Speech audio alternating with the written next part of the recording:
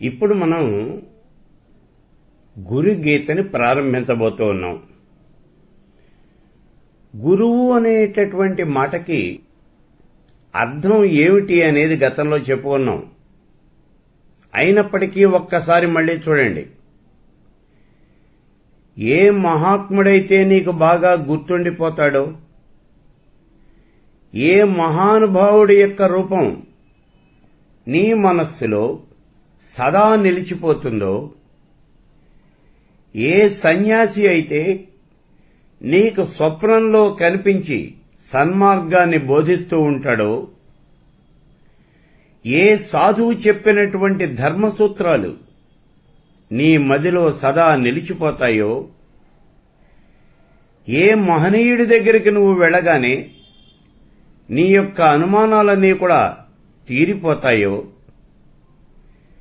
ఎవరి దగ్గరైతే నీకు ప్రశాంతత ఆనందము అనేది కలుగుతుందో, ఏ వ్యక్తి మీద నీకు నమ్మకము గురి అనేవి కలుగుతాయో, ఆ మహానుభావుడే నీకు గురువు అనేటటువంటి మాటను మనం మర్చిపోకూడదు. ముందు మనకి గురువు ఎవరు అనేటటువంటి చాలా తేలిగ్గా తెలుస్తుంది. ఎవరి దగ్గరైతే మనకు ప్రశాంతత అనేది లభిస్తుందో, మనస్సుకు హాయిగా ఉంటుందో, అతడే మనకి గురువు అనే విషయాన్ని గుర్తుపెట్టుకోవాలి. అటువంటి మహానుభావుణ్ణి గురించినటువంటి విషయం అది ఇక్కడ గురుగీత అని అంటే. ఆ గురుగీతని ఇప్పుడు మనం చెప్పుకోబోతూ ఉన్నాం. చూడండి. అయితే ఈ గురుగీత అనేది ఎక్కడుంది అసలు? ఇది ఎక్కడ ఉన్నది అంటే స్కాంద పురాణంలో ఈ గురుగీత అనే చెప్పబడింది. ఇదంతా కూడా పార్వతీ పరమేశ్వరుల యొక్క సంవాదంగా ఉంటుంది. సరే, ఇక్కడ ఈ గురుగీతని ఇప్పుడు మనం ప్రారంభం చేస్తూ ఉన్నాం. చూడండి. పూర్వకాలంలో శౌనకాది మహర్షులంతా కలిపురుషుడు తమను దురాచారులుగా చేస్తాడు అని చెప్పేసి భావించి, ఆ కలి యొక్క ప్రభావం అనేది తమ మీద పడకుండా ఉండాలి అనేటటువంటి కోరికతో బ్రహ్మదేవుడి దగ్గరికి వెళ్లి కలి బారి నుంచి తమను రక్షించవలసింది అని వేడుకున్నారు. అప్పుడు విధాత వాళ్లకి ఒక చక్రం ఇచ్చి, ఈ చక్రం ఇలా వెడుతూ ఉంటుంది, దాని వెనకాలే మీరు వెళ్ళండి, ఆ చక్రం ఎక్కడైతే నేల మీద పడిపోతుందో ఆ ప్రాంతంలో మీరంతా కూడా నివసించండి అని చెప్పాడు. బ్రహ్మదేవుడు చెప్పినట్టుగానే ఈ మహర్షులంతా కూడా ఆ చక్రం వెనకాల బయలుదేరారు. అలా ఆ చక్రం వెళ్లి ఒక అడవిలో నేల మీద పడిపోయింది. ఆ నేమి అనేది శీర్ణమైపోయింది. అంటే ఆ చక్రము అనేది నేల మీద పడిపోయింది.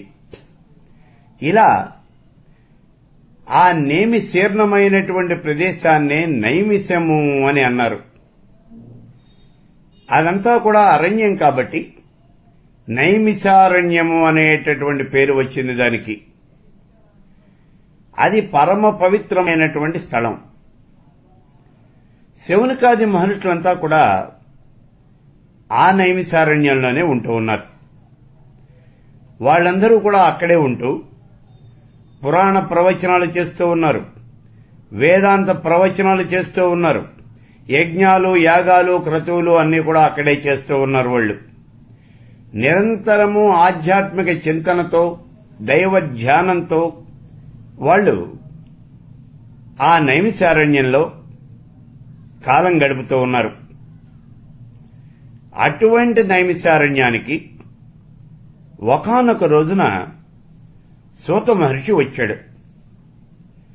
శౌనకాది మహర్షులందరూ కూడా ఆ సూత మహర్షికి అర్ఘ్యపాద్యాదులన్నీ ఇచ్చారు, ఆయన్ని గౌరవించారు. ఇప్పుడు వాళ్ళు చేతులు జోడించి ప్రార్థిస్తూ ఉన్నారు. ఓ మహానుభావ, నీ దయ వల్ల మేము అన్ని పురాణాలు విన్నాం. ఇప్పుడు గురుగీతను వినాలి అని మేము అనుకుంటూ ఉన్నాము. స్కాంద పురాణంలో ఉన్నటువంటి గురుగీత, ఈ గురుగీతను మేము వినాలి అని చెప్పేసి భావిస్తూ ఉన్నాము. కాబట్టి మా యందు దయ ఉంచి నువ్వు ఈ గురుగీతని మాకు వినిపించవలసింది అని చెప్పేసి అడుగుతూ ఉన్నారు. చూడండి, ఈ ఋషులంతా కూడా ఆ సూత మహర్షిని ప్రార్థిస్తూ ఉన్నారు. ఓ మహానుభావ,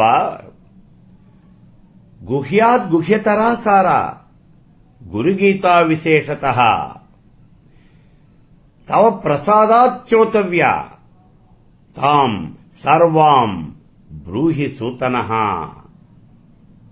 ఓ మహానుభావ సూత మహర్షి, ఈ గురుగీత అనేది చాలా రహస్యమైనది. గుహ్యాద్గుహ్యతరా సారా అని చెప్తూ ఉన్నాడు. చూడండి, ఇక్కడ ఈ గురుగీత అనేటటువంటిది చాలా రహస్యమైనటువంటిది అని చెప్తూ ఉన్నాడు. అటువంటి గురుగీతని నీ యొక్క అనుగ్రహంతో మేము వినాలి అని అనుకుంటూ ఉన్నాం. కాబట్టి నువ్వు మాకు వినిపించవలసింది అని చెప్పేసి అడుగుతూ ఉన్నారు. ఇక్కడ మనం ఇప్పుడే చెప్పుకున్నాం, ఈ గురుగీత అనేటటువంటిది స్కాంద పురాణంలో ఉన్నది అని చెప్పాం మనం. అసలు పురాణాలు మొత్తం 18. ఈ విషయం మనకందరికీ కూడా తెలుసు. అయినప్పటికీ మళ్లీ ఒకసారి మనం చెప్పుకుంటాం అంతే. 18 పురాణాలు ఒకసారి గుర్తు చేసుకుందాం. ఏమిటి అంటే, మద్వయం భద్వయం చైవ భ్రత్రయం వచతుష్టయం అనాపలింగ కూస్కాని పురాణాన్ని పృథక్ పృథక్ అన్నాడు. మద్వయం భద్వయం చైవ, మకారంతో వచ్చేటటువంటి పురాణాలు 2, మత్స్య పురాణము, మార్కండేయ పురాణము. భద్వయం చైవ, భకారంతో వచ్చేవి 2, భవిష్యత్ పురాణము, భాగవతము. భ్రత్రయం, బ్ర అనేటటువంటి అక్షరంతో వచ్చేవి 3, బ్రహ్మపురాణం, బ్రహ్మాండ పురాణం, బ్రహ్మవైవర్త పురాణం. వచతుష్టయం, వకారంతో వచ్చేవి 4. ఏమిటవి? వామన పురాణం, వాయు పురాణం, విష్ణు పురాణం, వరాహ పురాణం. ఇవి కాక అనాపలింగ కూస్కాని, ఆ అగ్ని పురాణం, నా అంటే నారద పురాణం, పా అంటే పద్మ పురాణం, లిం అంటే లింగ పురాణం, గా అంటే గరుడ పురాణం, కు అంటే కూర్మ పురాణం, స్కా అంటే స్కాంద పురాణం. ఇవి మొత్తం 18 పురాణాలు. ఈ 18 పురాణాలని రాసినటువంటి వాడు వ్యాస మహర్షి. అయితే ఈ వ్యాసుడి యొక్క శిష్యులు మళ్లీ 18 ఉప పురాణాలు కూడా రాశారనుకోండి, వాటి యొక్క సంబంధం ఏం లేదు మనకి. ఈ వ్యాసుడు అంటే ఎవరు అనేటటువంటి విషయం మీకు బాగా తెలుసు. ఎందుకంటే గతంలో అనేక సార్లు చెప్పుకున్నాం ఈ వ్యాసుడు అనేది ఎవరు అని. వేద విభజన చేసినటువంటి వాడే వ్యాసుడు. ఈ వేద విభజన అనేది ప్రతి మహాయుగంలోనూ కూడా ద్వాపర యుగంలో జరుగుతోంది. 4 యుగాలు కలిస్తే ఒక మహాయుగం. అందులో కృతయుగము, త్రేతాయుగము, ద్వాపరయుగము, కలియుగము, ఈ 4 కలిస్తే మహాయుగం అని అంటారు. ఈ 4 యుగాల్లోనూ 3వది ద్వాపరయుగం. ఈ ద్వాపరయుగంలో మానవులకి వేదాన్ని అర్థం చేసుకునేటటువంటి శక్తి కాస్త నశించిపోయింది. ఎందుకని అంటే కృతయుగం, త్రేతాయుగం, ఈ 2 యుగాల్లోనూ కూడా వేదం ఒకటిగానే ఉండేది. ఆ వేదాన్ని అందరూ కూడా చదువుకున్నారు, దాన్ని అర్థం చేసుకున్నారు. కానీ ద్వాపర యుగానికి వచ్చేటప్పటికీ వేదాన్ని అర్థం చేసుకునేటటువంటి శక్తి కాస్త సన్నగిలిపోయింది మానవులకి. అప్పుడు బ్రహ్మదేవుడు చాలా గట్టిగా ఆలోచించాడు ఏం చేయాలా అని. ఆయన కుమారుడు ఉన్నాడు, బ్రహ్మదేవుడి యొక్క కుమారుడు, అతడే అపాంతరతముడు. ఈ అపాంతరతముడు అనేటటువంటి కుమారుణ్ణి మానసపుత్రుడు ఇతన్ని భూలోకానికి పంపించాడు. అలా పంపిస్తూ చెప్పాడు, నాయనా నువ్వు భూలోకంలోకి వెళ్లి వేదం వాళ్ళందరికీ కూడా అర్థమయ్యేటట్టుగా చేయి. నువ్వు ఎలా చేసినా సరే, ఏం చేసినా సరే, ఏ రకంగా అయినా సరే వేదము అనేది భూలోకంలో ఉన్నటువంటి ప్రజలకందరికీ కూడా అర్థమయ్యేటట్టుగా చేయవలసింది అన్నాడు. ఈ అపాంతరతముడు భూలోకంలోకి వచ్చాడు. అలా వచ్చినటువంటి ఈ అపాంతరతముడు ఒకటిగా ఉన్నటువంటి వేగాన్ని 4 భాగాలుగా చేసేసాడు ఈ వేదమంతా కూడా. అదే ఋగ్వేదము, యజుర్వేదము, సామవేదము, అథర్వణ వేదము అని 4 భాగాలు చేశాడు. ఇలా చేసి ఒక్కొక్క వేదాన్ని తన శిష్యులకి ఒక్కొక్కళ్ళకి ఇచ్చాడు. మీరు ప్రచారం చేయండి అన్నాడు. ఇది బాగానే ఉంది. వేదం బాగా ప్రచారంలోకి వచ్చింది. ఇప్పుడు ఈ అపాంతరతముడు పోయి బ్రహ్మదేవుడికి చెప్పాడు, తండ్రి నువ్వు చెప్పినట్టే నేను చేశాను, వేదాన్ని బాగా ప్రచారం చేశాను అన్నాడు. చాలా మంచి పని చేశావురా నాయనా. ఇక నుంచి ప్రతి మహాయుగంలోనూ కూడా నువ్వు ఈ భూలోకంలోకి వెళ్లి ఏదో ఒక రూపంలో భూలోకంలోకి వెళ్లి ఈ వేదాన్ని ఇలా విభజించి అది అందరికీ అర్థమయ్యేటటువంటి రీతిలో ప్రచారం చేయవలసింది అన్నాడు బ్రహ్మదేవుడు. బ్రహ్మదేవుడి యొక్క ఆజ్ఞను అనుసరించి ప్రతి మహాయుగంలోనూ కూడా ఈ వేదాల విభజన అనేది జరుగుతూ ఉన్నది. ఆ విభజన అనేది ద్వాపర యుగంలోనే జరుగుతుంది. ఇప్పటి వరకు 28 మహాయుగాలు పూర్తయినాయి. అంటే వేద విభజన చేసినటువంటి వాళ్ళు 28 మంది ఉన్నారన్నమాట ఇప్పటికి. ఎవరైతే వేదాలని విభజన చేస్తారో అతన్నే వ్యాసుడు అని అంటారు. ఇప్పుడు మనం 28వ మహాయుగంలో ఉన్నాం. 28వ మహాయుగంలో 3 యుగాలు అయిపోయినాయి. 4వదైనటువంటి ఈ కలియుగము అనేది జరుగుతూ ఉంది. ఇప్పుడు ఈ 28వ మహాయుగంలో వేద విభజన చేసినటువంటి వాడు ఎవరు అంటే కృష్ణద్వైపాయనుడు. అతడు మనకి బాగా దగ్గరగా ఉన్నటువంటి వాడు. అతడు వ్యాసుడు. ఇప్పుడు మనం వ్యాసుడు అని చెబుతూ ఉన్నాము అంటే కృష్ణద్వైపాయనుడు అతడే సత్యవతీ నందనుడు. అతడి ఈ వేదాలని కూడా విభజన చేశాడు. మరి రాబోయే యుగంలో వ్యాసుడు ఎవరు అనేటటువంటిది కూడా చెప్పాడు. ఎవరిట అంటే ద్రోణాచార్యుడి యొక్క కుమారుడైనటువంటి అశ్వత్థామ రాబోయే మహాయుగంలో వ్యాసుడవుతున్నాడు అని చెప్పేసి మనకి శాస్త్రం చెబుతూ ఉన్నది. కాబట్టి ఇప్పుడు ప్రస్తుతం మనకు ఉన్నటువంటి 28వ మహాయుగంలో వ్యాసుడు అనంటే కృష్ణద్వైపాయనుడు. అతడే సత్యవతీ నందనుడు. ఈ సత్యవతీ నందనుడు వేదాలు విభజన చేసిన తర్వాత వేదాల యొక్క సారమంతా కూడా దేశంలో ఉన్నటువంటి ఈ జగత్తులో ఉన్నటువంటి ప్రజలకందరికీ కూడా తెలియదు అనేటటువంటి విషయాన్ని గ్రహించాడు. ఎందుకనంటే వేదం చదువుకుని అర్థం చేసుకోవటం అనేది చాలా కష్టమైనటువంటి విషయం. కాబట్టి ఇది అందరికీ తెలియదు అని వేదాల సారాన్నంతా కూడా కథల రూపంలో చెప్పాడు. అవే పురాణాలు. ఈ రకంగా ఆయన మొత్తం 18 పురాణాలు రాశాడు. ఈ 18 పురాణాలు కూడా వేదాల యొక్క సారమే. ఇప్పుడు మనం చెప్పినటువంటి ఈ 18 పురాణాల్లోనూ ఆఖరిది స్కాంద పురాణం. ఈ స్కాంద పురాణంలో గురుగీత అని చెప్పబడింది. ఇప్పుడు తాను చెప్పినటువంటి ఈ పురాణాలు అంటే వ్యాస మహర్షి తాను రాసినటువంటి ఈ పురాణాలన్నీ కూడా సూత మహర్షికి ఇచ్చాడు.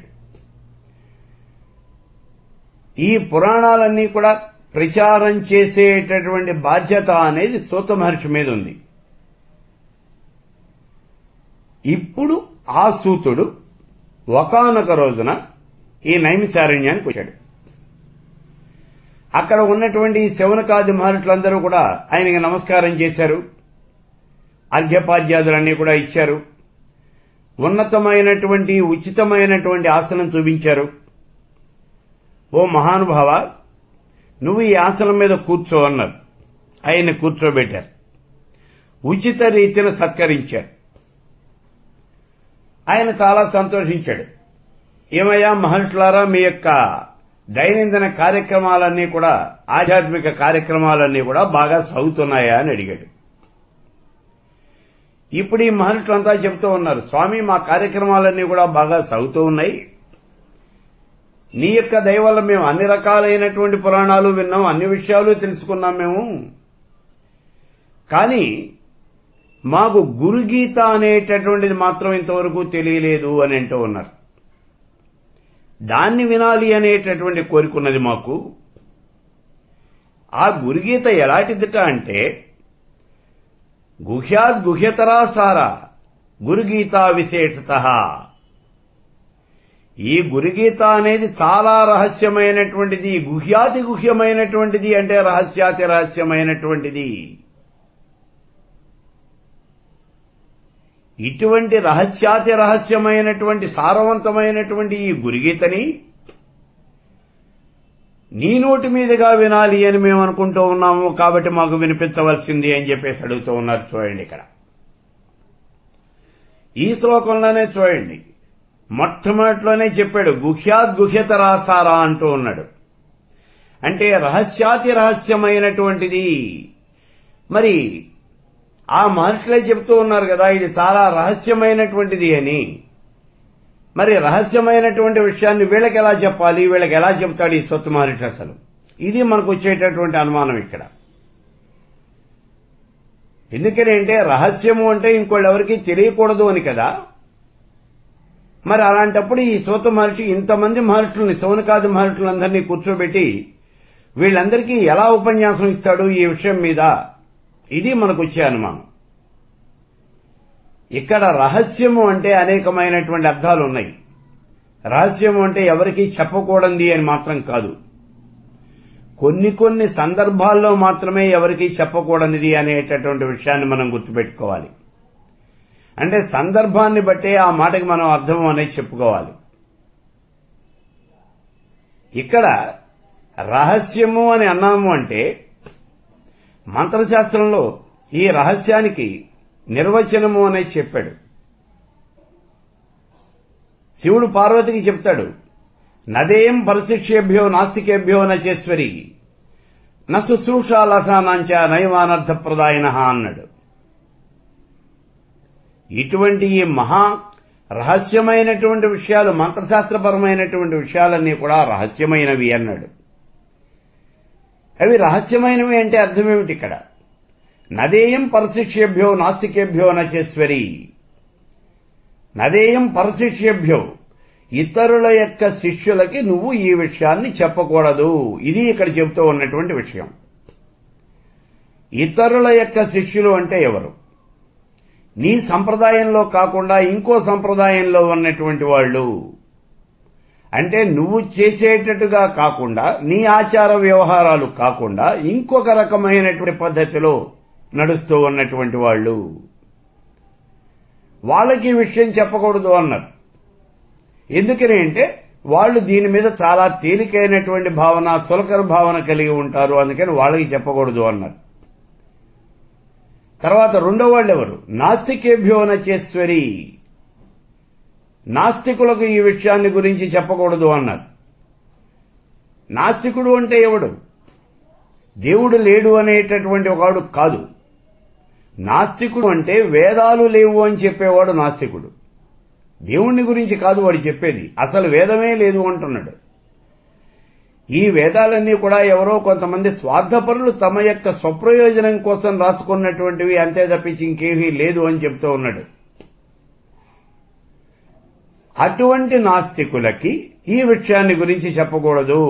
ఎందుకనేంటి? ఇది మంత్రశాస్త్రపరమైనటువంటిది, ఆస్తికమైనటువంటిది. భగవంతుడిని గురించినటువంటి విషయం భగవంతుడు లేడు అనేటటువంటి వాడికి కనుక చెప్పినట్లయితే చాలా హాస్యాస్పదంగా ఉంటుంది, అవమానం పొందుతాం మనం. అందుకని వాళ్ళకి చెప్పకూడదు అన్నాడు. ఆ తర్వాత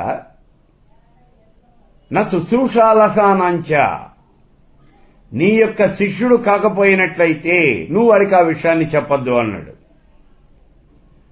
మంత్రము అనేది ఎవరికి చెప్పాలి అంటే నీ యొక్క శిష్యుడికి మాత్రమే చెప్పాలి.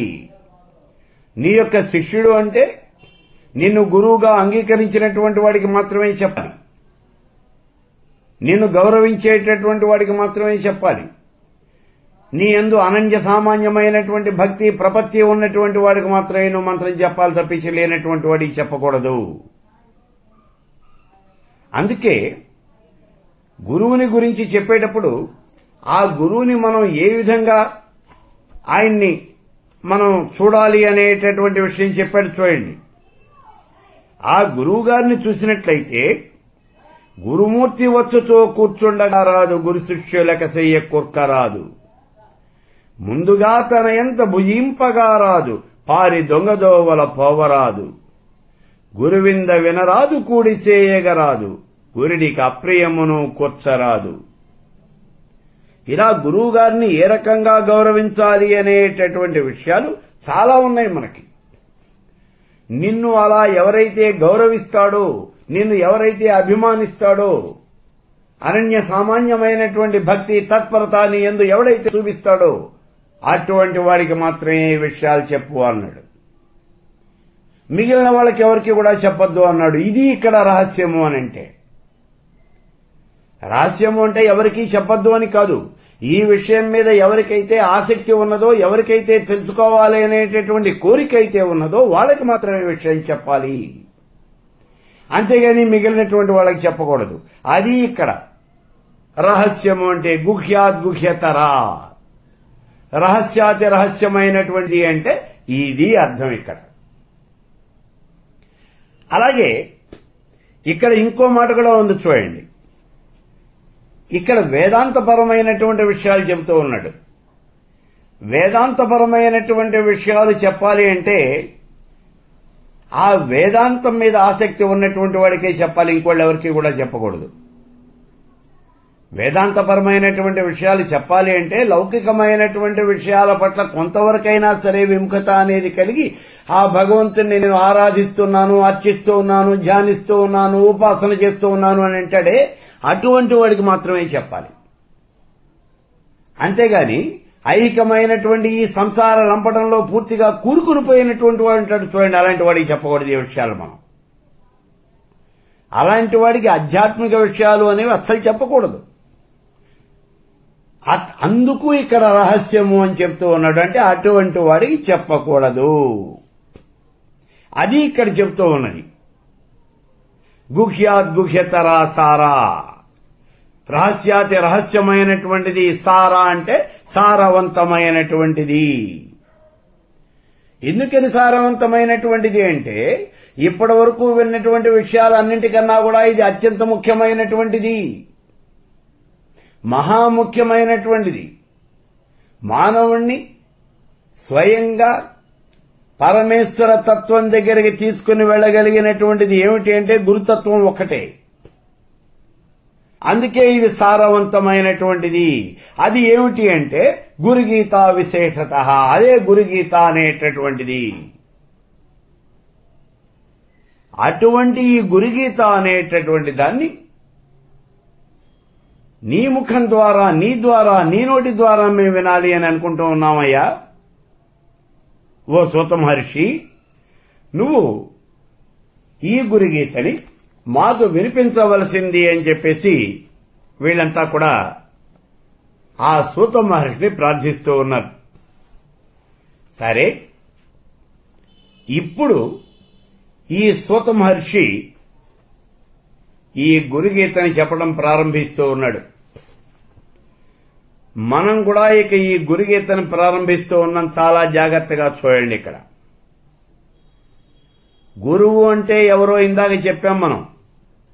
ఏ మహానుభావుడి దగ్గరైతే నీకు ప్రశాంతత అనేది చిక్కుతుందో, ఆనందము అనేది కలుగుతుందో, సుఖము శాంతి అనేది కలుగుతాయో అతడే నీకు గురువు. కాబట్టి ఈ గురుగీత అనేటటువంటిది చాలా జాగ్రత్తగా వినండి. ఇది గురువు యొక్క మంత్రాన్ని ఉపదేశం చేస్తూ ఉన్నారు ఈ గురుగీతలో. ఇక్కడ గురుగీత అంటే ఇది గురు దీక్ష ఇవ్వటం. ఈ మాట మీరు గుర్తుపెట్టుకోవాలి. మనం మామూలుగా ఏదో ఒక కథ విన్నట్టుగా వింటే సరిపోదు. ఇది గురు దీక్ష తీసుకోవటం. మనం దీన్ని వింటూ ఉన్నంతసేపు పక్క వాళ్లతో మాట్లాడటం గాని, ఇతరమైనటువంటి విషయాలు ఆలోచించడం గాని ఇలాంటి పనులు ఏవి కూడా చేయకూడదు. కళ్ళు మూసుకుని ధ్యానంలో కూర్చోండి. ధ్యానం చేత కాకపోతే కళ్ళు మూసుకుని కూర్చోండి. మిగిలినటువంటి విషయాలు ఏవి కూడా ఆలోచించకుండా కూర్చోండి. అలా కూర్చుని నా యందు గురుభావం కలిగి దీన్ని వినాలి మీరు. ఒకవేళ నా యందు గురుభావము అనేది మీకు లేకపోతే, ఒకవేళ నేను గనక మీకు నచ్చకపోయినట్లయితే, మీ ఇష్టం వచ్చినటువంటి వాళ్ళనే నా స్థానంలో మీరు ఊహించుకోండి. మీకు ఎవరు ఇష్టమైతే వాళ్లే ఈ గురుగీతను మీకు బోధిస్తున్నారు అని అనుకోండి. మీకు నచ్చినటువంటి మానవుడు, లేకపోతే ఒక దేవతా స్వరూపము, లేదా ఒక పెద్ద మనిషి, ఎవరో ఒక ఆయన, ఒక సాధువో, ఒక సన్యాసో, ఒక మునీశ్వరుడో, ఋషీశ్వరుడో, ఎవరో ఒకళ్ళు, ఆయన ఇక్కడ మీ ఎదురుకుండా కూర్చుని, నా రూపంలో కూర్చుని ఈ గురుగీతని మీకు వివరిస్తూ ఉన్నాడు అని మీరు భావన చేయండి. అలా విన్నప్పుడే దీనివల్ల మీకు ఉపయోగం అనేది కలుగుతుంది. ఈ గురుగీతని మీరు వినేటప్పుడు అత్యంతమైనటువంటి భక్తి, శ్రద్ధ అనేవి మీకు ఉండాలి. ఏదో పని చేస్తూ దీన్ని అలా మనం పెట్టేసేసి ఓ సీడీ ఆన్ చేసి అలా మనం వినకూడదు. అత్యంతమైనటువంటి భక్తి, శ్రద్ధలతో మాత్రమే ఈ గురుగీతను మీరు వినాలి. భక్తి తత్పరలతో, భక్తి తత్పరత రెండూ కూడా ఉండాలి. ఆ భక్తి తత్పరలతో ఈ గురుగీత అనేది మనం వినాలి. నేను ఇందాకే చెప్పాను, ఇది గురు దీక్ష. ఈ మాటను మీరు మర్చిపోకూడదు. గురు దీక్ష వినేటప్పుడు మీరు దీక్ష తీసుకుంటూ ఉన్నారు. ఇప్పుడు మీరందరూ కూడా గురు దీక్ష అనేది తీసుకుంటూ ఉన్నారు. కాబట్టి మీ ఇష్టం వచ్చినటువంటి మీ గురువు గారిని నా స్థానంలో ఊహించుకుని మీరు చాలా జాగ్రత్తగా వినండి. ఇక ఇక్కడ గుర్తుపెట్టుకోవాల్సిన విషయం ఇంకోటి ఉంది. నేను ఈ గురుగీతను మీకు చెప్పేటప్పుడు అక్షర దోషాలు అనేటటువంటివి దొరలచ్చు. చెబుతూ ఉన్నప్పుడు ఉచ్చారణలో దోషాలు అనేవి ఉండొచ్చు. ఇక్కడ కూర్చున్నటువంటి మీలో చాలా మంది పండితులు ఉండొచ్చు. వాళ్ళకి తెలుగు వ్యాకరణం మీద చాలా పట్టు ఉండొచ్చు, సంస్కృత వ్యాకరణం మీద పట్టు ఉండొచ్చు, భాషా పరిజ్ఞానం ఎక్కువ ఉండొచ్చు. అయినప్పటికీ మీ యొక్క పాండిత్యాన్ని చూపించడానికి మాత్రం ప్రయత్నం చేయకండి. ఏమండి ఇక్కడ కా అని ఉండాలి కదా, మీరు కా అని అన్నారు. ఇక్కడ గుడింతో ఉండాలి, దీనికి పొల్లు కూడా మీరు పెట్టారు. ఇట్లాంటి మాటలేం మాట్లాడకండి. ఇందులో ఉన్నటువంటి విషయాన్ని మాత్రమే మీరు గ్రహించడానికి ప్రయత్నం చేయండి. ఇక్కడ మీ పాండిత్యంతో పని అనేది లేదు. శిష్యుడు ఎంత పెద్దవాడైనప్పటికీ కూడా గురువు దగ్గర చిన్నవాడే అనేటటువంటి మాటను మీరు పూర్తిగా గుర్తుపెట్టుకోవాలి. మీ యొక్క పెద్దరికం గాని, మీ పాండిత్యం గాని ఇవేవి కూడా ఇక్కడ పనికిరావు. గురుగీత వినేటప్పుడు మీకు ఏమీ తెలియదు అనేటటువంటి విషయాన్ని మాత్రమే మీరు గుర్తుపెట్టుకుని అత్యంతమైనటువంటి భక్తి, శ్రద్ధ ఇవి కలిగి తత్పరతతో ఇందులో చెప్పేటటువంటి విషయాన్ని ఆకలింపు చేసుకోవడానికి ప్రయత్నం చేయండి. ఇక ఈ గురుగీత అనేది స్కాంద పురాణంలో ఉన్నది అని చెప్పాను. అయితే ఈ గురుగీత అనేటటువంటి పేరుతో కొన్ని పుస్తకాలు మనకి బయట ఉన్నాయి. వీటిలో ఉన్నటువంటి శ్లోకాలు సంఖ్య తేడా ఉంది. కొంతమంది 140 శ్లోకాలు వేస్తే, కొంతమంది 180 శ్లోకాలు వేశారు, ఇంకా కొంతమంది 200 శ్లోకాలు వేశారు, ఇంకా కొంతమంది అయితే 250 శ్లోకాలు వేశారు.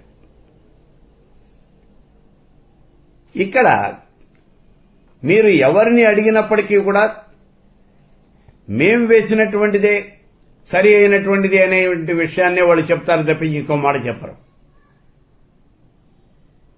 అయితే ఇక్కడ శ్లోకాల సంఖ్య కాదు కావాల్సింది, విషయ ప్రధానం. ఇందులో ఆ గురువు గారిని గురించి ఏం చెప్పాడు, గురువు యొక్క తత్వాన్ని గురించి ఏం చెప్పాడు అనేటటువంటి విషయమే మనకు కావాలి తప్పించి ఎన్ని శ్లోకాలు ఉన్నాయి, ఆ శ్లోకాలన్నీ కూడా చెప్పారా, కొన్ని శ్లోకాలు ఏమన్నా నేను చూసినటువంటి పుస్తకంలో ఇంతకన్నా ఎక్కువ శ్లోకాలు ఉన్నాయి, ఇటువంటి ఆలోచనలు మాత్రం దగ్గరకు కూడా రానీకండి. ఇప్పుడు సంసిద్ధులకండి. గురు గీత అంటే ఈ గురు దీక్షని అందరికీ కూడా ఇవ్వడానికి ఇప్పుడు ప్రయత్నం చేస్తూ ఉన్నాం. కాబట్టి మీరందరూ కూడా అత్యంతమైనటువంటి భక్తి శ్రద్ధలతో ఈ గురు దీక్షను స్వీకరించండి. సూత మహర్షిని ఈ శౌనకాది మహర్షులందరూ కూడా అడిగారు, రహస్యాతి రహస్యమైనటువంటి ఆ గురుగీతని మేము వినాలి అని అనుకుంటూ ఉన్నాము, అటువంటి ఆ గురుగీతని నువ్వు మాకు వినిపించవలసింది అని చెప్పేసి ఈ శౌనకాది మహర్షులంతా కూడా సూత మహర్షిని అడిగారు. ఇప్పుడు ఆ సూత మహర్షి గురుగీత చెప్పడం ప్రారంభం చేస్తూ ఉన్నాడు. ఇక్కడ చూడండి, ఈ గురుగీత అనేటటువంటిదంతా కూడా పార్వతీ పరమేశ్వరుడు ఉమామహేశ్వరుల సంవాదంగా ఉంటుంది అని చెప్పాను ముందే మీకు. ఇక్కడ పార్వతీదేవి తన భర్త అయినటువంటి ఈశ్వరుణ్ణి అడుగుతూ ఉన్నది, ఆ పరమేశ్వరుణ్ణి అడుగుతూ ఉన్నది, అసలు వీళ్ళిద్దరూ ఎక్కడ ఉన్నారు? కైలాస శిఖరే రమ్యే భక్తానుగ్రహ తత్పరం. వీళ్ళిద్దరూ ఎక్కడ ఉన్నారట అంటే కైలాస శిఖరంలో ఉన్నారు అని చెప్పేసి చెప్తూ ఉన్నాడు. భక్తానుగ్రహ తత్పరం, భక్తుల్ని అనుగ్రహించాలి అనేటటువంటి వీళ్ళిద్దరూ కూడా కైలాస శిఖరంలో ఉన్నారు, ఆ కైలాస శిఖరం మీద ఉన్నారు. అక్కడ ప్రణమ్య పార్వతీ భక్త్యా శంకరం పరిపృచ్ఛతి. ఈ పార్వతీదేవి ఈశ్వరుడికి నమస్కారం చేసి ఇప్పుడు అడుగుతూ ఉన్నది. ఇక్కడ చూడండి, ఇక్కడ కైలాస శిఖరం మీద ఉన్నారు అని చెప్పేసి అంటూ ఉన్నాడు. శివపార్వతులు ఇద్దరూ కూడా ఇక్కడ, అంటే పార్వతీ పరమేశ్వరులు శివశక్తులు, వీళ్లే ఉమామహేశ్వరులు. మీరు ఏ పేరుతో పిలిచినప్పటికీ వీళ్లే ఆది దంపతులు. మీరు శివపార్వతులనండి, పార్వతీ పరమేశ్వరులనండి, ఉమామహేశ్వరులు అనండి, శివశక్తులు అని అనండి, ఏదైనా సరే వీళ్లే. ఇప్పుడు ఇందులో ఉన్నటువంటి ఈ శక్తి స్వరూపిణి అయినటువంటి ఈ పార్వతీదేవి తన భర్త అయినటువంటి ఈ పరమేశ్వరుడిని అడుగుతూ ఉన్నది. అసలు ఇక్కడ చూడండి, ఈ పార్వతి ఎవరు, ఈ పరమేశ్వరుడు ఎవరు? ఉన్నది ఒకటే కదా, మళ్ళీ రెండు అనేవి ఎక్కడి నుంచి వచ్చినాయి? మనకి మణిద్వీపము అని చెప్పాడు దేవి భాగవతంలో. ఆ మణిద్వీపంలో అక్కడ ఈ పార్వతీ పరమేశ్వరులు ఇద్దరు కూడా చింతామణి గృహంలో ఉన్నారు అన్నాడు. ఆ చింతామణి గృహంలో శ్రీచక్రాకారంలో ఉన్నటువంటి ఆ ఆసనం మీద అక్కడ ఎలా ఉన్నారట అంటే, తస్యోపరి మహాదేవో భువనేశో విరాజితే యా దేవీ నిజలీలార్థం ద్విధా భూతా బభూవ. అక్కడ తస్యోపరి మహాదేవో భువనేశో విరాజితే, దానిపైన త్రిభువనేశ్వరుడు మహాదేవుడు అయినటువంటి ఆ కామేశ్వరుడు ఉన్నాడు అని చెప్తూ ఉన్నాడు. మరి ఇక్కడ కామేశ్వరుడు ఉన్నాడు అని అంటారు ఏమిటండి? ఉన్నది ఒకటే కదా, మళ్ళీ ఇద్దరు ఎక్కడి నుంచి వచ్చారు? కామేశ్వరుడు ఏమిటి, ఇక్కడ కామేశ్వరుడు ఏమిటి, మళ్ళీ ఇద్దరు ఎక్కడి నుంచి వచ్చారు అనేటటువంటి అనుమానం వస్తుంది మనకి. దానికి వెంటనే సమాధానం చెప్తూ ఉన్నాడు, యా దేవీ నిజలీలార్థం ద్విధా భూతా బభూవ. ఆ భువనేశ్వరీ దేవియే తన యొక్క లీలా వినోదార్థము లీలా విలాసార్థము రెండు రూపాలుగా ధరించింది అన్నాడు. అంటే ఉన్నటువంటిది ఒక్కటే పరమేశ్వర స్వరూపం. ఆ పరమేశ్వర స్వరూపమే తనను తాను రెండు భాగాలుగా చేసుకున్నది. అవే శివశక్తులు, అవే పార్వతీ పరమేశ్వరులు. కాబట్టి ఇక్కడ పార్వతీదేవి అడుగుతూ ఉన్నది అని అంటే ఈ పార్వతీదేవి ఎవరో కాదు, ఎక్కడి నుంచో రాలేదు.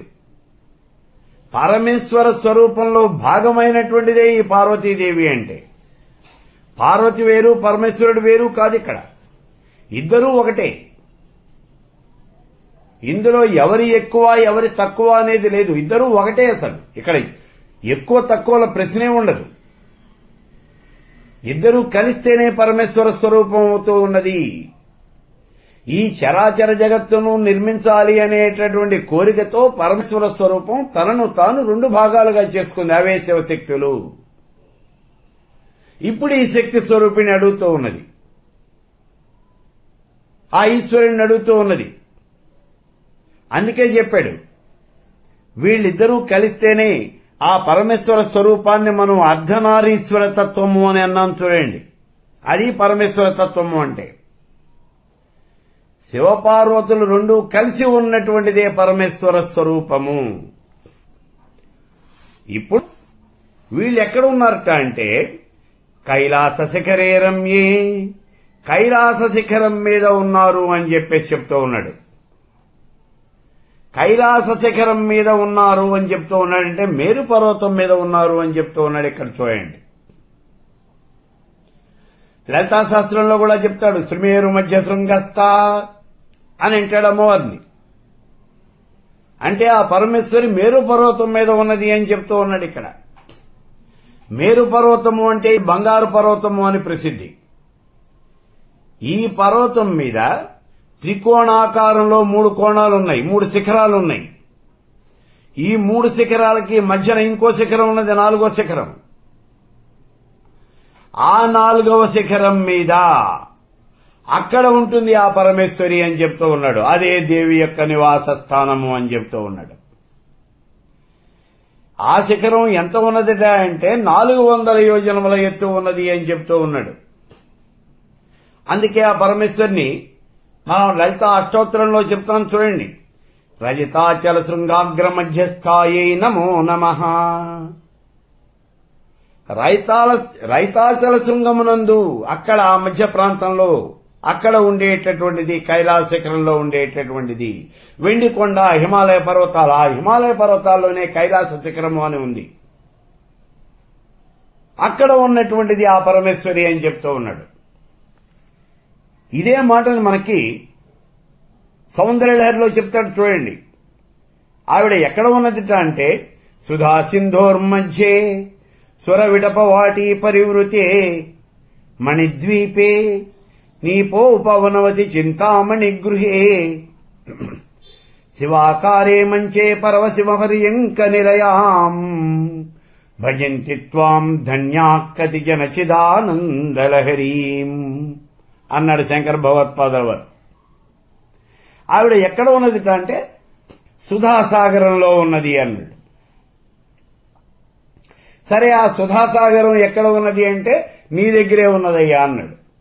నీ యొక్క మానవుడి యొక్క శరీరంలో ఉన్నటువంటి సహస్రదళ పద్మం ఏదైతే ఉన్నదో అదే సుధాసాగరము అన్నాడు.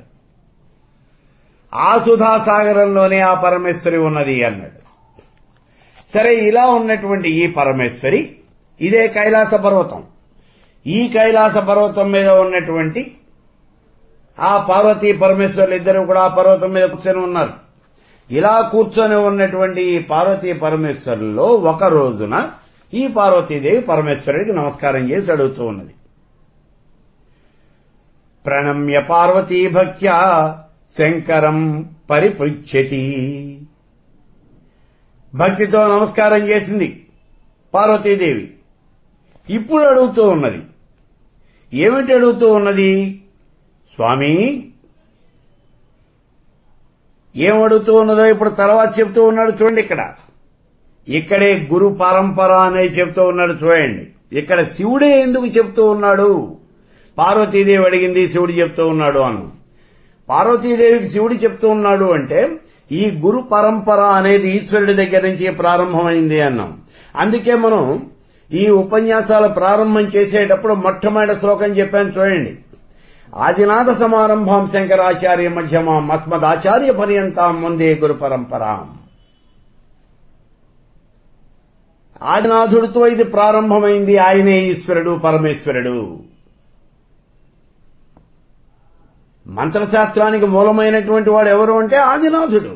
ఆయనే పరమేశ్వరుడు.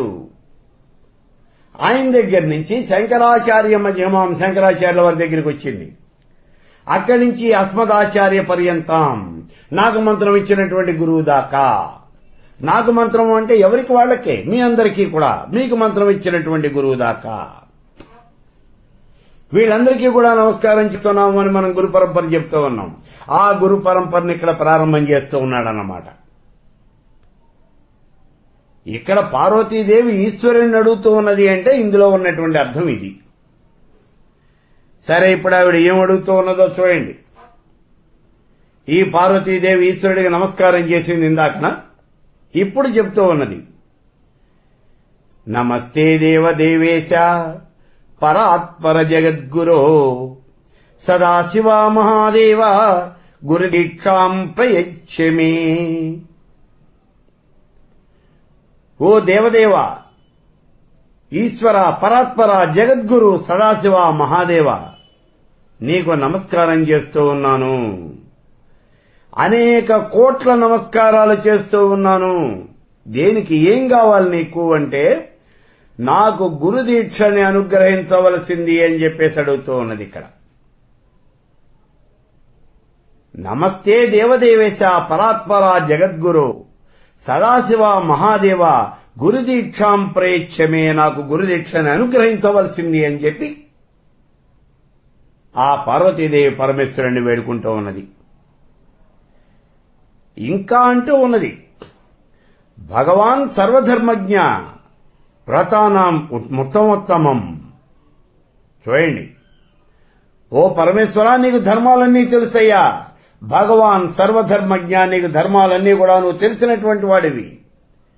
వ్రతానం ఉత్తమోత్తమం బురుహిమే కృపయా శంభో కురుమాహాత్మ్యం అద్భుతం. అందరికీ కూడా సుఖాన్ని ఇచ్చేటటువంటి వాడు శంభుడు అంటే సుఖాన్ని ఇచ్చేటటువంటి వాడు.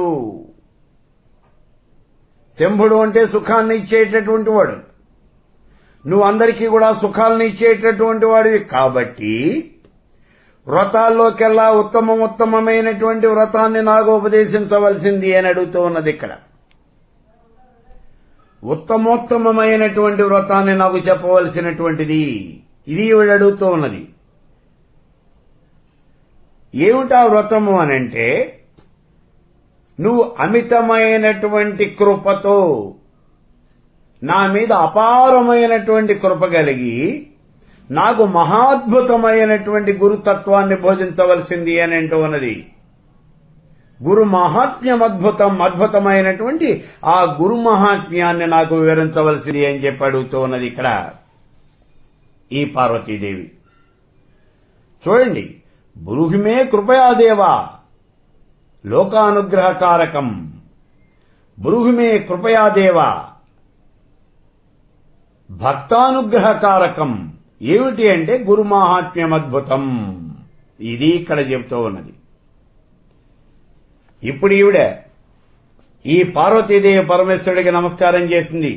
నమస్తే దేవదేవేశ పరాత్పర జగద్గురు సదాశివ మహాదేవ గురుదీక్షాం ప్రయచ్చమే. భగవన్ సర్వధర్మజ్ఞ వ్రతానాం ఉత్తమోత్తమం బ్రూహిమే కృపయా శంభో గురు మహాత్మ్యం అద్భుతం. అద్భుతమైనటువంటి ఈ గురు మహాత్మ్యాన్ని నాకు బోధించవలసింది అని చెప్పేసి ఇక్కడ అడుగుతూ ఉన్నది. ఇక్కడ చూడండి, ఇప్పుడు అమ్మవారు ఏముంటోంది, అద్భుతమైనటువంటి ఆ గురు మహాత్మ్యాన్ని నాకు వివరించవలసింది అని చెబుతోంది. ఈవిడ అడుగుతోంది. అంటే ఈవిడికి తెలీదా? ఈవిడికి తెలీదు, ఆయనకి తెలుసు అనే. అలా ఏం కాదు. ఎందుకని అంటే ఇక్కడ ఉన్నటువంటిది ఇద్దరూ కూడా శివపార్వతులు. వీళ్ళిద్దరూ ఒకటే. శివుడు పార్వతి ఇద్దరూ కూడా ఒకటే. ఎందుకంటే పరమేశ్వర స్వరూపమే యాదేవి నిజలీలార్థం ద్విధాభూత బభూవహ అని చెప్పేసి ఇందాకన్నాం మనం. ఆ పరమేశ్వరియే తన లీలా వినోదం కోసము అని చెప్పేసి తనను తాను రెండుగా విభజించుకున్నది. అందులో ఒక భాగం పురుషుడైతే ఒక భాగం స్త్రీ అయింది. ఇవే మనకు ఉపనిషత్తులు కూడా చెప్పినాయి చూడండి. ఈ చరాచర జగత్తుని సృష్టించాలి అనేటటువంటి కోరికతో ఆ పరమేశ్వర స్వరూపం తనను తాను రెండుగా విభజించుకున్నది. అవే శివశక్తులు. ఇదే విషయాన్ని మనం చెప్పాం. అవాటినే ప్రకృతి పురుషుడు అని అన్నారు. శివుడు శక్తి అన్నా ప్రకృతి పురుషుడు అన్నా ఇద్దరు ఒకటే. మరి ఇందులో ఒకళ్ళ ఎక్కువ ఒకళ్ళ తక్కువ అనేది ఏమీ లేదు. ఇద్దరూ సమానమైనటువంటి వాళ్లే. మరి అటువంటి సమయంలో ఈ పార్వతీదేవి ఆయనకి నమస్కారం చేసి నువ్వు చెప్పు స్వామి నేను వింటాను అని అడుగుతూ ఉన్నది చూడండి. అంటే ఈవిడికేదో తెలుసని ఆయనకి, ఈవిడికేదో తెలియదు అని ఆయనకేదో తెలుసు అని మాత్రం కాదు ఇక్కడ. ఇది ఎందుకని అడుగుతూ ఉన్నది అంటే మనం ఇందాకే చెప్పుకున్నాం, భక్తానుగ్రహకారకం, లోకానుగ్రహకారకం. ఈ లోకాలన్నీ కూడా అనుగ్రహించాలి అనేటటువంటి కోరికతో ఆ పరమేశ్వరి పరమశివుడిని అడుగుతూ ఉన్నది. ఇది ఇక్కడ ఇందులో ఉన్నటువంటి రహస్యం. ఆవిడ ఏదో తాను తెలుసుకోవాలి అనేటటువంటి విషయం కోసం అడగటం లేదు. తనకి తెలియకపోతే కదా తాను తెలుసుకోవటానికి. పరమాత్మ స్వరూపం తాను రెండుగా విభజించుకుని గురు శిష్యులై ఆ మంత్రశాస్త్రం మొత్తాన్ని గురువు రూపంలో శిష్యుడికి చెబుతూ ఉన్నాడు. అంటే తనకి తానే చెప్పుకుంటూ ఉన్నాడు. గురువు తానే, శిష్యుడు తానే. కాబట్టి ఇప్పుడు గురువు రూపంలో ఉన్న తాను శిష్యుడి రూపంలో ఉన్నటువంటి తనకే చెప్పుకుంటూ ఇవి ఎవరికి చెప్తూ ఉన్నాడు? మన కోసం చెబుతూ ఉన్నాడు. అందుకే అన్నాం ఇందాకన, భక్తానుగ్రహకారకం, లోకానుగ్రహకారకం. ఈ లోకాలన్నీ కూడా అనుగ్రహించాలి అనేటటువంటి కోరికతో ఇప్పుడు ఈ పరమేశ్వరి ఆ పరమేశ్వరుణ్ణి అడుగుతూ ఉన్నది. ఇక చూడండి, ఈవిడ శక్తి, ఆయన శివుడు. ఈ శక్తి ఆ శివుణ్ణి అడుగుతూ ఉన్నది. ఏం కావాలి అని అడుగుతూ ఉన్నది? అన్నింటికన్నా ఉత్తమోత్తమమైనటువంటి విషయాన్ని నాకు చెప్పవలసింది అని చెప్పేసి అడుగుతూ ఉన్నది. భగవన్ సర్వధర్మజ్ఞ వ్రతానాం ఉత్తమోత్తమం అంది. అంటే అన్నింటిలోకి కూడా ఉత్తమోత్తమైనది, అంటే ఉత్తమమైనటువంటి వాటిలో కూడా ఉత్తమమైనటువంటిది, అది ఉత్తమోత్తమైనటువంటిది. అంటే అటువంటి విషయాన్ని నాకు చెప్పవలసింది అని అడుగుతూ ఉన్నది. ఏమిటి ఇక్కడ ఉత్తమోత్తమైనటువంటిది అంటే వ్రతానాం ఉత్తమోత్తమం. మనం చేసేటువంటి వ్రతాలన్నింటిలో కూడా అతి ముఖ్యమైనటువంటిది, మహా ఉత్తమమైనటువంటిది ఇది కావాలి అన్నది. అసలు వ్రతం ఎందుకు చేస్తాం మనం? ఏదైనా ఒక వ్రతం చేశాము అంటే దానివల్ల ఏదో కొంత ఫలితాన్ని సాధిద్దాము అనేటటువంటి ఉద్దేశంతో. ఏ కర్మ చేసినప్పటికీ కూడా ఆ కర్మ వల్ల ఏదో కొంత ఫలితము అనేది మనకి వస్తుంది అనేటటువంటి ఉద్దేశంతోనే ఈ వ్రతం చేయడం జరుగుతుంది. ఆ చేసినటువంటి వ్రతం వల్ల మనకి కొంత ఫలితం వస్తుంది, దాన్ని మనం అనుభవిస్తాం. వీటిలో కూడా అత్యంత ఉత్తమమైనటువంటి ఫలితాన్ని ఇచ్చేది ఏమిటి? అత్యంత ఉత్తమమైనటువంటి ఫలితము అంటే మోక్షము, మోక్షకారకమైనటువంటిది.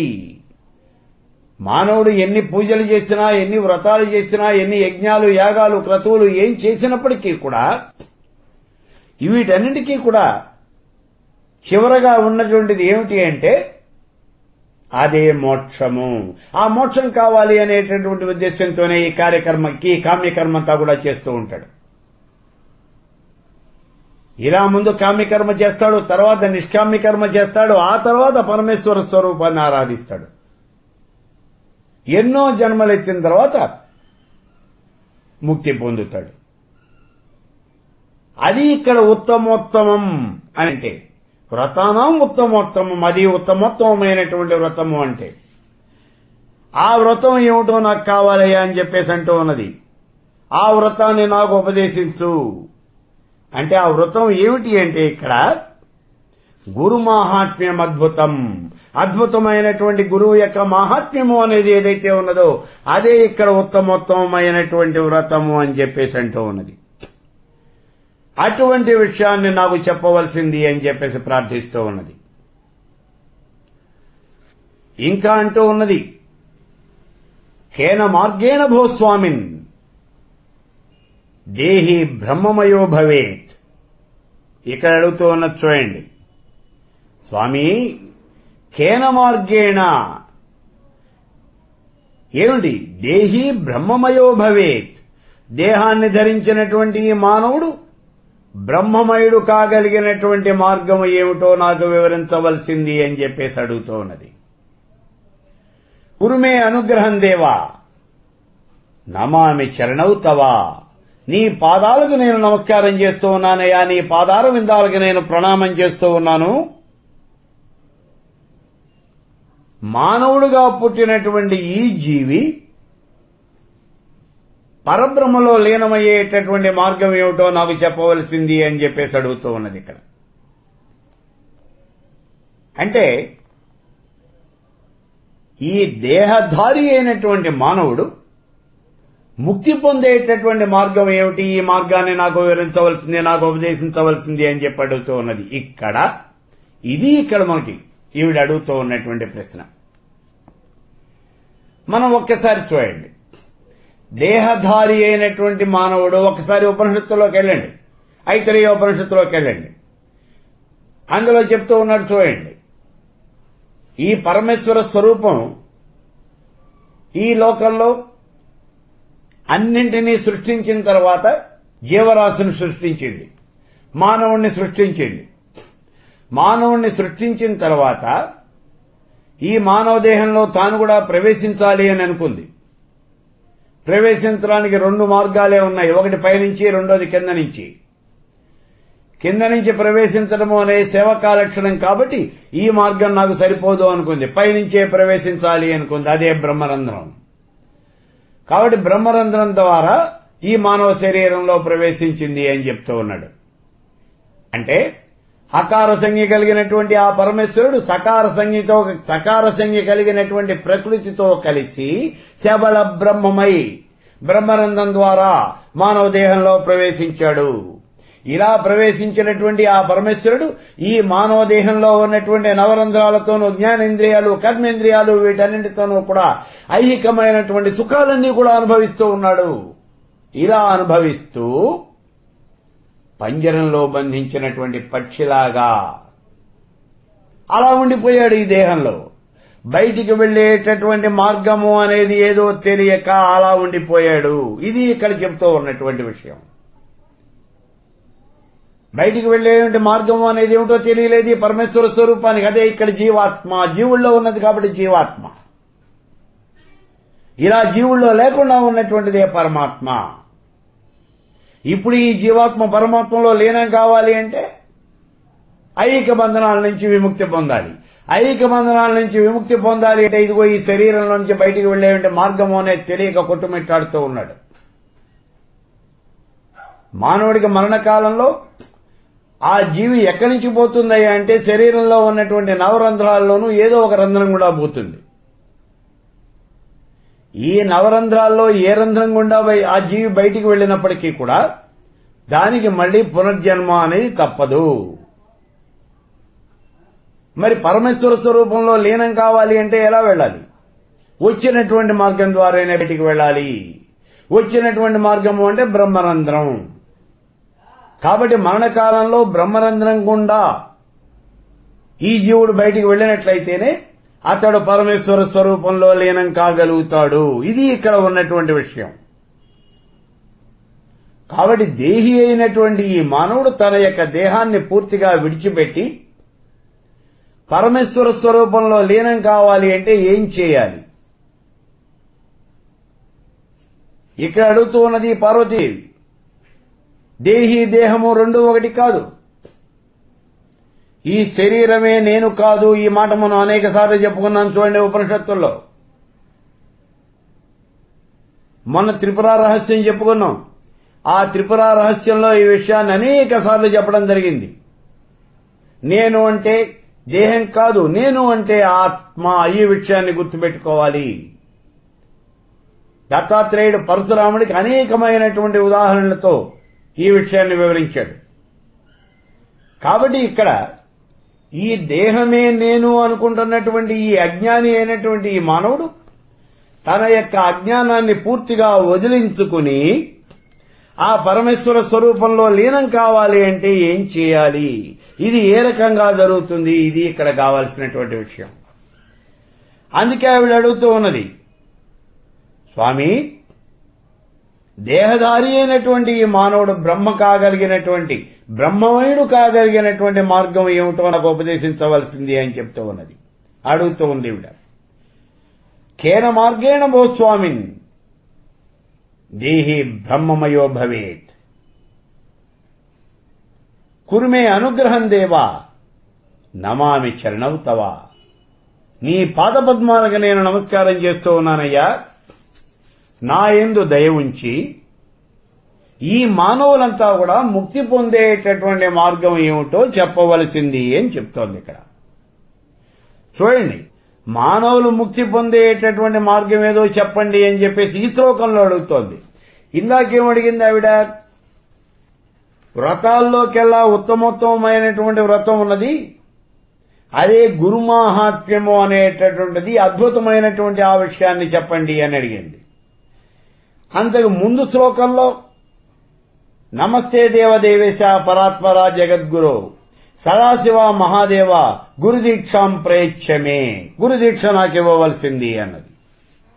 ఈ విషయాలు ఈ అడిగినటువంటి ప్రశ్నల పరంపరను చూస్తే మనకు ఒక విషయం అర్థమవుతూ ఉన్నది. చూడండి, ఇక్కడ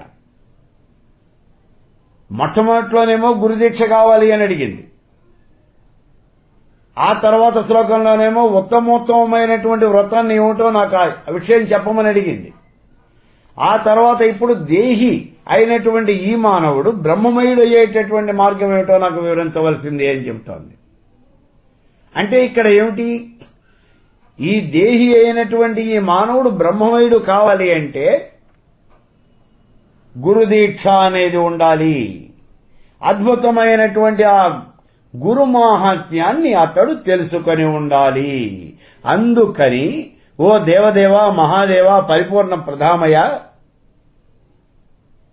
ఓ సదాశివ, ఓ మహాదేవ గురుదీక్షాం ప్రయచ్చమే, నాకు ఆ గురుదీక్షని నువ్వు ఉపదేశించవలసింది అని ఈ పార్వతీదేవి ఆ పరమేశ్వరుని ప్రాధేయపడుతూ ఉన్నది. ఇప్పుడు ఈవిడ అడిగింది. ఇక శంకరుడు సమాధానం చెబుతూ ఉన్నాడు, అంటే గురుదీక్షని ఇస్తూ ఉన్నాడు. ఇక్కడ మనం ఒక్క విషయం గుర్తుపెట్టుకోవాలి. మనం గతంలో చెప్పుకున్నాం, పార్వతీదేవికి తెలియక పరమేశ్వరుని అడగటం లేదు, ఆవిడికి తెలుసు. అయినప్పటికీ లోకాలను ఉద్ధరించాలి అనేటటువంటి కోరికతో ఈ గురుగీతని మనందరికీ చెప్పాలి అనేటటువంటి కోరికతోనే ఈవిడ ఈ ప్రశ్న వేసింది. ఇప్పుడు ఈ గురుగీతని, అంటే ఆ గురుదీక్షని ఈ పరమేశ్వరుడు పార్వతీదేవికి ఇవ్వబోతూ ఉన్నాడు.